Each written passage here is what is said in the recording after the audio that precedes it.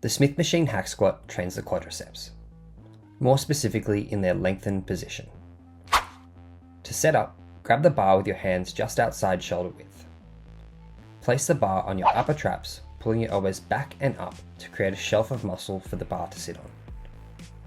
Stand under the bar, stacking it over your heels. Feet should be hip width and toes can be pointed out ever so slightly if this is more comfortable. Next, brace your core by stacking your ribs over your pelvis by crunching slightly. For the action, break at the knees, pushing your knees forward over your toes. The goal is to keep your torso upright whilst reaching full knee flexion, aiming to touch your calves with your hamstrings. For proper alignment, ensure that you're reaching full knee flexion by driving your knees forward and touching your calves with your hamstrings.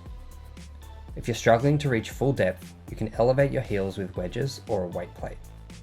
Maintain a neutral spine by stacking your ribcage over your pelvis and allowing your head to follow your torso. In other words, avoid looking up, but instead look downward and in front of you. Lastly, we want to ensure our knees are tracking over our feet and not caving in or out excessively. If your knees are caving in, it's likely because your stance is too wide.